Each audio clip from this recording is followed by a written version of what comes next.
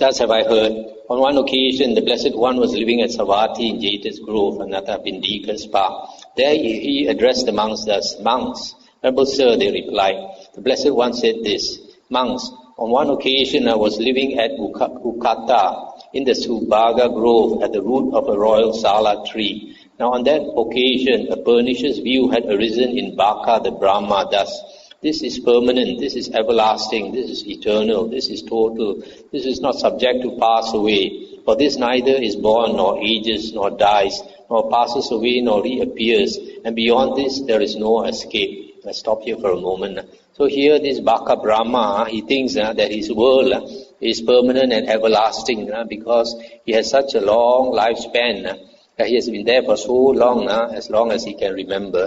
And he doesn't see that he is getting any older because devas, they don't see the body growing old. So he thought that he is permanent. And the Buddha said, "I knew with my mind the thought in the mind of Baka the Brahma. So just as quickly as a strong man might extend his flexed arm, or flex his extended arm, I vanished from the root of the royal sala tree in the Subhaga Grove at Ukata and appeared in the Brahma world.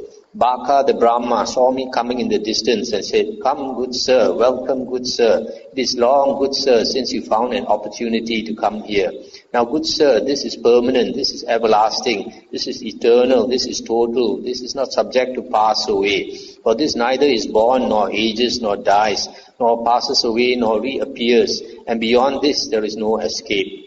When this was said, I told Baka the Brahma, 'The worthy Baka the Brahma has lapsed into ignorance. He has lapsed into ignorance in that he says of the impermanent that it is permanent, of the transient that it is everlasting, of the non-eternal that it is eternal, of the incomplete that it is total, of what is subject to pass away that it is not subject to pass away, of what is born, ages, dies, passes away and reappears, that it neither is born, nor ages, nor dies, nor passes away, nor reappears. And when there is an escape beyond this, he says that there is no escape beyond this.' Then Mara, the evil one, took possession of a member of the Brahma's assembly, and he told me, 'Monk, do not disbelieve him, do not disbelieve him, for this Brahma is the great Brahma, the overlord, the untranscended, of infallible vision, wielder of mastery, Lord, Maker and Creator, most high providence, Master and Father of those that are and ever can be.'" Stop here for a moment. There is some other sutta that says this Mahabrahma, this great Brahma, he has been there for so long and for some time he was alone. Then he was thinking to himself, it'd be good if I had some friends or some company. Then after some time, some other beings were reborn in that heaven. And when he saw these beings being reborn in the heaven, he thought because of his wish that these beings are born. So because of that, he thought since he's the first in that heaven, he thought there's no other heavens because he does not know of other heaven. So he thought, as far as he knows, he's the highest heaven, and so he thought that he was God, that he is the creator. As soon as he thought he wants some company, and there they appear. And Mara continued, "Before your time, monk, there were recluses and Brahmins in the world who condemn earth through disgust with earth, who condemn water through disgust with water, who condemn fire through disgust with fire, who condemn earth through disgust with who condemn air through disgust with air, who condemn beings through disgust with beings, who condemn gods through disgust with gods, who condemn Pajapati through disgust with Pajapati, who condemn Brahma through disgust with Brahma. And on the dissolution of the body, when the life was cut off, they became established in an inferior body. Before your time, monk, there were also recluses and Brahmins in the world, who lauded earth through delight in earth, who lauded water through delight in water, who lauded fire through delight in fire, who lauded air through delight in air, who lauded beings through delight in beings, who lauded gods through delight in gods, who lauded Pajapati through delight in Pajapati, who lauded Brahma through delight in Brahma, and on the dissolution of the body, but their life was cut off, they became established in a superior body. So monk, I tell you this, be sure, good sir, to do only as the Brahma says. Never overstep the word of the Brahma. If you overstep the word of the Brahma, monk, then like a man trying to deflect an approaching beam of light with a stick, or like a man losing his hold on the earth with his hands and feet as he slips into a deep chasm, so it will befall you, monk. Be sure, good sir, to do only as the Brahma says. Never overstep the word of the Brahma. Do you not see the Brahma's assembly seated here, monk? And Mara, the evil one, thus called to witness the Brahma's assembly. Stop here for a moment. So you see here, this Mara, he is supposed to be residing in the highest of the six sensual realm heavens. So actually he is in a heaven lower than the Brahma gods. But he is so powerful that he can take possession of one of the Brahma gods and speak to the Buddha. Also what he was trying to say was, in the past there were some recluses who condemned the earth, water, fire, wind. These are the four elements signifying matter, physical matter, and also condemned beings and all that, and even the devas. What does it mean by condemning? That means these recluses, they say that everything in the world is impermanent, a source of suffering, and not self. And because of that, they do not attach to anything in the world, and tell others also not to attach to anything in the world. So here he says, they condemn everything in the world. So he's saying, whereas those who did not condemn everything in the world, then they had a good rebirth. When this was said, I told Mara, the evil one, I know you, evil one. Do not think he does not know me. You are Mara, evil one, and the Brahma and the Brahma's assembly, and the members of the Brahma's assembly have all fallen into your hands. They have all fallen into your power. You, evil one, think, this one too has fallen into my hands. He too has fallen into my power. But I have not fallen into your hands, evil one. I have not fallen into your power. When this was said, Baka the Brahma told me, good sir, I say of the permanent that it is permanent, of the everlasting that it is everlasting, of the eternal that it is eternal, of the total that it is total, of what is not subject to pass away that it is not subject to pass away, of what neither is born nor ages nor dies, nor passes away nor reappears, that it is neither born nor ages nor dies nor passes away nor reappears.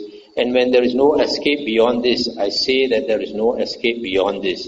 Before your time, monk, there were recluses and Brahmins in the world whose asceticism lasted as long as your whole life. They knew when there is an escape beyond, that there is an escape beyond. And when there is no escape beyond, that there is no escape beyond. So monk, I tell you this, you will find no escape beyond, and eventually you will reap only weariness and disappointment. If you will hold to earth, you will be close to me, within my domain, for me to work my will upon and punish. If you hold to water, to fire, to air, to beings, to gods, to Pajapati, to Brahma, you will be close to me, within my domain, for me to work my will upon and punish. And the Buddha said, I know that too, Brahma. If I will hold to earth, I shall be close to you, within your domain, for you to work your will upon and punish. If I will hold to water, to fire, to air, to beings, to gods, to Pajapati, to Brahma, I shall be close to you, within your domain, for you to work your will upon and punish. Further, I understand your reach and your sway to extend thus. Baka the Brahma has this much power, this much might, this much influence. And the Baka asked, now good sir, how far do you understand my reach and my sway to extend?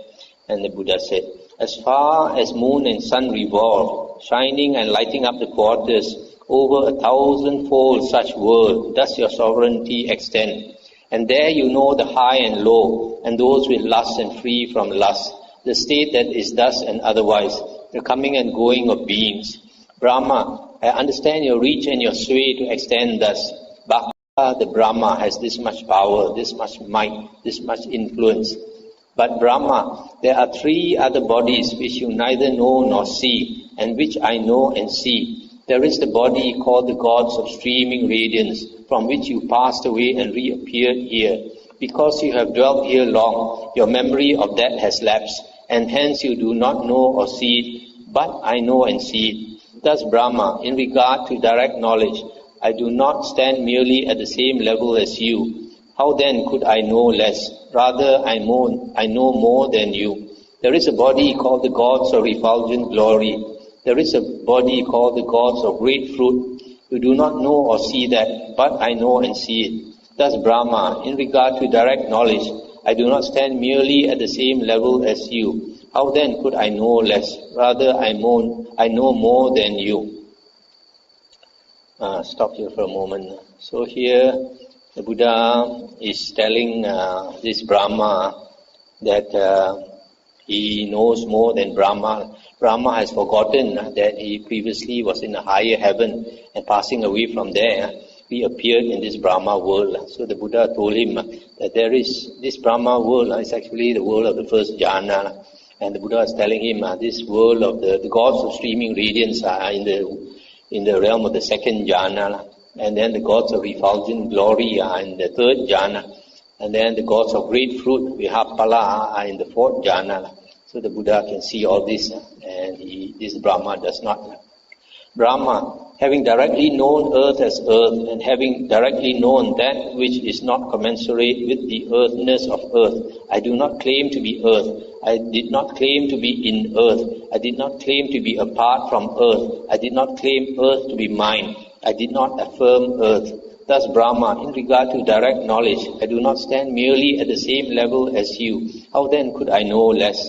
Rather, I know more than you. Brahma, having directly known water as water, fire as fire, air as air, beings as beings, gods as gods, Pajapati as Pajapati, Brahma as Brahma, the gods of streaming radiance as the gods of streaming radiance, the gods of refulgent glory as the gods of refulgent glory, the gods of great fruit as the gods of great fruit, the overlord as the overlord, as all, and having directly known that which is not commensurate with the allness of all. I did not claim to be all. I did not claim to be in all. I did not claim to be apart from all. I did not claim all to be mine. I did not affirm all. Thus Brahma, in regard to direct knowledge, I do not stand merely at the same level as you. How then could I know less? Rather, I know more than you.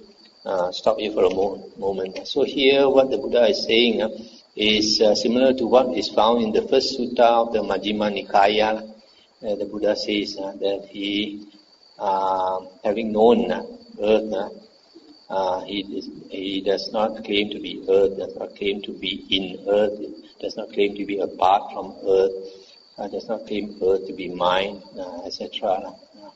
So you have to look at the Majjhima Nikaya Sutta 1 to understand this part. Now, so Brahma asks, good sir, if you claim to directly know that which is not commensurate with the allness of all, may your claim not turn out to be vain and empty. And the Buddha said, the consciousness that makes no showing, nor has to do with finiteness, not claiming being with respect to all, that is not commensurate with the earthness of earth, that is not commensurate with the waterness of water, that is not commensurate with the allness of all. Now stop here for a moment. This 3 lines, the consciousness that makes no showing, nor has to do with finiteness, not claiming being with respect to all this. There is more of it in the Digha Nikaya Sutta number 11 called the Kevada Sutta. This, the Buddha is talking about the state of Nibbana, where the Buddha says that Nibbana is a state where the 6 consciousnesses have stopped. But even though the 6 consciousnesses, the 6 sense consciousness has stopped, there is another type of consciousness which is infinite. And here it says makes no showing because it has no object. Unlike the consciousness of the six consciousnesses, the six sense consciousnesses, whenever it arises, there must be an object. But with the consciousness of Nibbana, there is no object. Because there is no object, there is no self. And then the Brahma said, "Good sir, I shall vanish from you." And the Buddha said, "Vanish from me if you can, Brahma." Then Baka the Brahma, saying, "I shall vanish from the recluse Gotama. I shall vanish from the recluse Gotama," was unable to vanish. Thereupon I said, "Brahma, I shall vanish from you." And he said, "Vanish from me if you can, good sir." Then I performed such a feat of supernormal power that the Brahma and the Brahma's assembly and the members of the Brahma's assembly could hear my voice but could not see me. After I had vanished, I uttered this stanza. Having seen fear in every mode of being, and in being seeking for non-being, I did not affirm any mode of being, nor did I cling to any delight in being. At that the Brahma and the Brahma's assembly and the members of the Brahma's assembly were struck with wonder and amazement, saying, "It is wonderful, sirs, it is marvelous, the great power and great might of the recluse Gotama.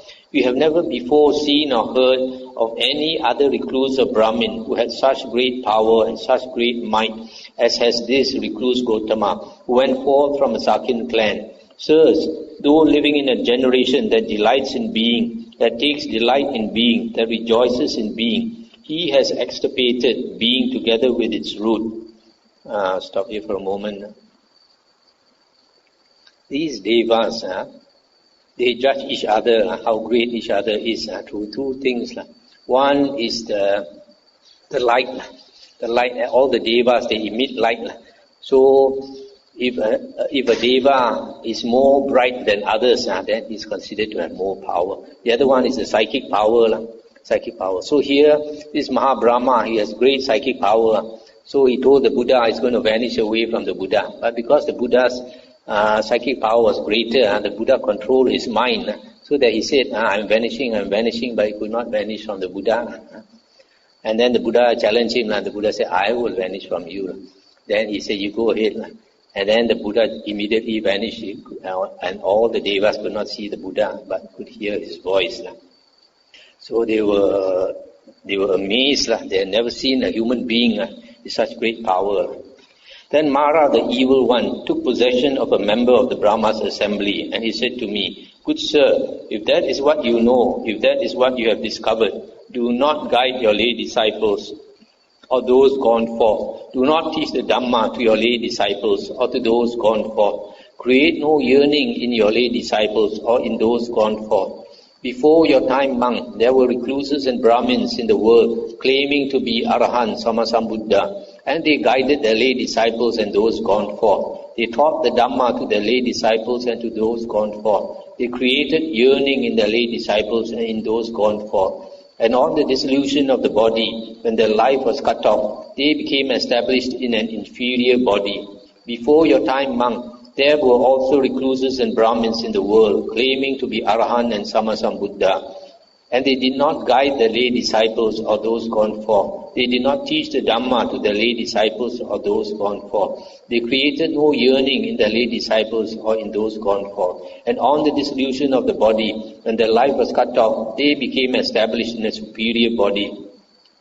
So monk, I tell you this, be sure, good sir, to abide inactive, devoted to a pleasant abiding here and now. This is better left undeclared. And so, good sir, inform no one else. When this was said, I told Mara, the evil one, I know you, evil one. Do not think he does not know me. You are Mara, evil one. It is not out of compassion for their welfare that you speak thus. It is without compassion for their welfare that you speak thus. You think thus, evil one. Those to whom the recluse Gotama teaches the Dhamma will escape from my sphere. Those recluses and Brahmin of yours, evil one, who claim to be Arahant Sammasambuddha, were not Arahant Sammasambuddha, but I, who claim to be Arahant and Sammasambuddha, am Arahant and Sammasambuddha. If the Tathagata teaches the Dhamma to disciples, he is such evil one.